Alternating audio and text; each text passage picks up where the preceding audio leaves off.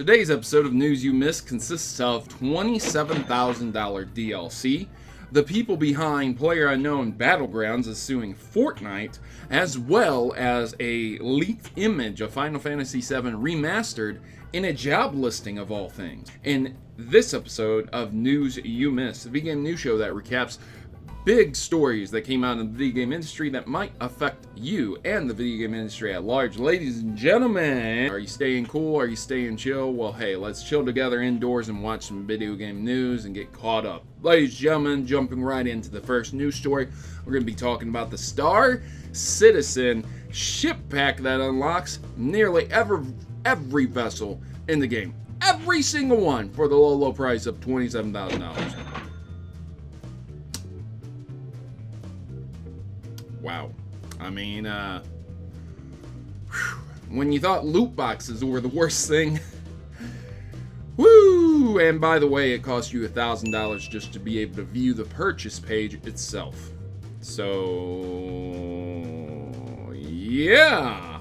New car, DLC in a video game. Down payment on a house, DLC on a video game. Student loans? Well, no one pays those off, right?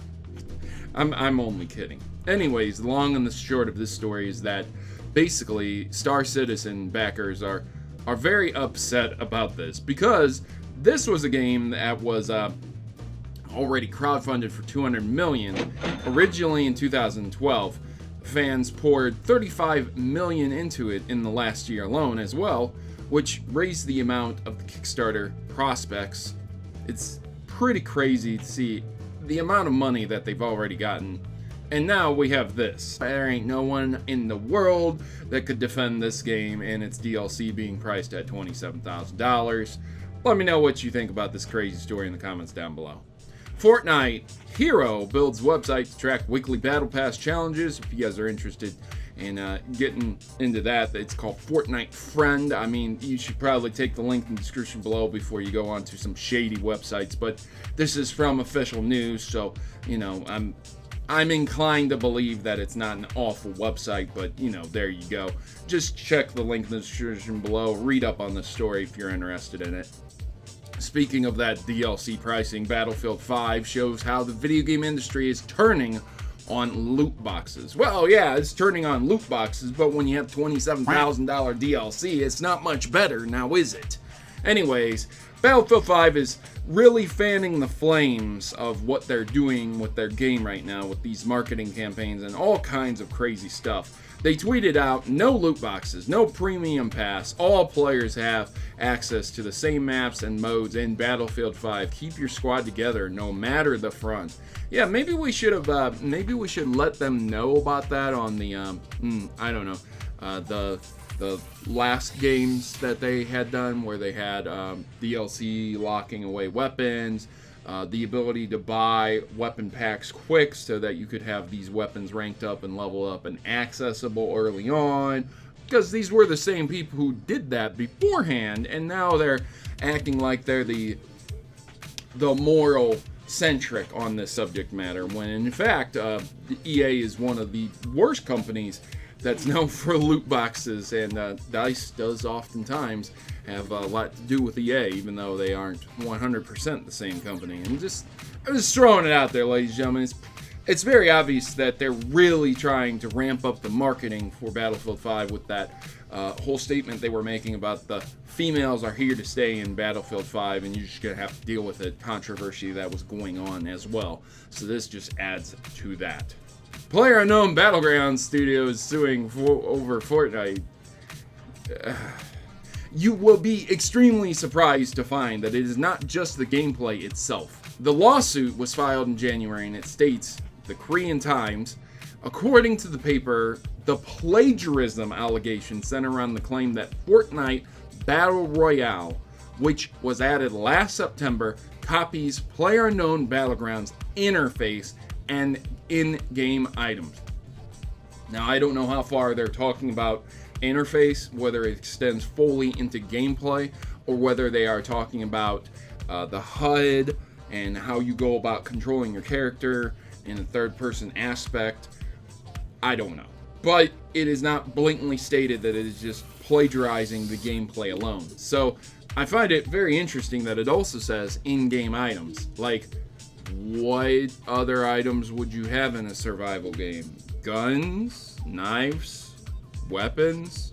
Depending on the world. Bethesda could end up suing PlayerUnknown Battlegrounds for copying their in-game items. You know what I mean? Guns. Like, come on, man. It's pretty crazy to hear about this. But they aren't the first that the creators of PlayerUnknown Battlegrounds have sued. They've also sued Rules of Survival and Knives Out. We'll see what ends up happening with the court ruling on those, but it's just very interesting that they're suing Fortnite. I wonder if they'll win. The rewind feature makes Mega Man on the Switch more pleasant. So Mega Man on the Nintendo Switch is extremely difficult of a game. All of them. Every single one of them. Particularly Mega Man 1 because it wasn't polished to the point where you could overcome challenges as it was the absolute first game in the series. But a rewind feature allows you to hold a button to skip back in time every time you screw up. Now, while this is nice, I do think this is extreme cheating. It's the equivalent of save stating. But even save stating would be less than this because, you know, when you rewind, you can see exactly the mistake you did and go back to this small point right here and reattempt what you're doing, which is good, but at the same time, it defeats the whole challenge in it. When you have checkpoints in a game, you have to get to the checkpoints and you have to do the area perfectly, or at least squeeze by with enough life to make it to the next checkpoint, and therein lies the challenge.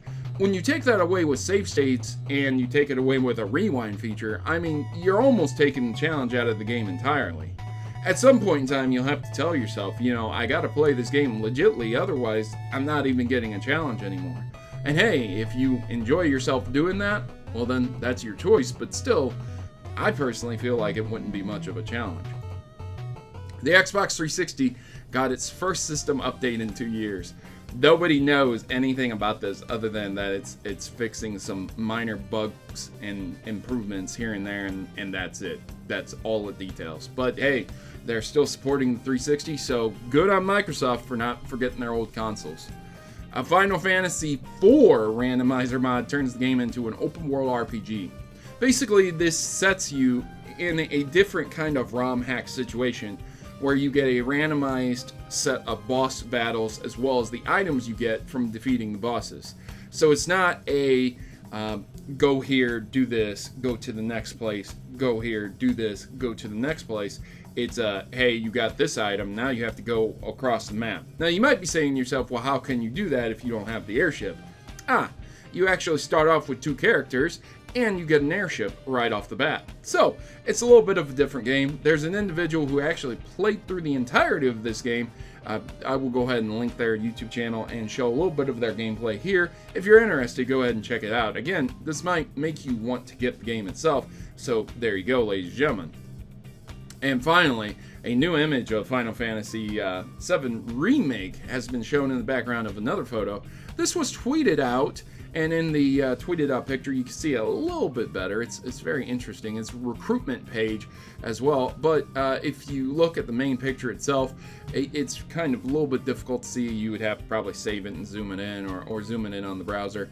And yeah, it's over on a recruitment page of all things, but it does show Cloud and like the battle system of how it was. It shows Barrett and Tifa fight right after meeting President Sharina for the first time. So it's very interesting. He's got the Airbuster. It's the second boss in the game.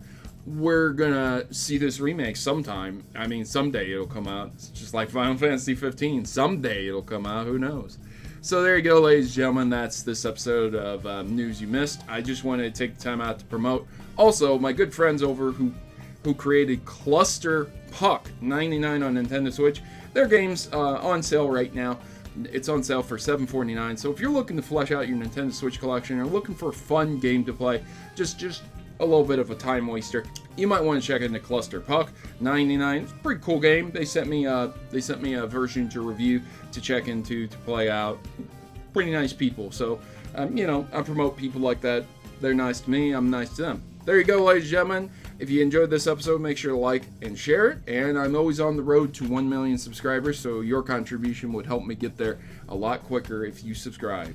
I've been your host, Protomario, and I'm signing out. As always, good gaming, God bless, and I'm taking it over to the end slate. And I'll see you guys in the next episode if I don't melt from all this heat.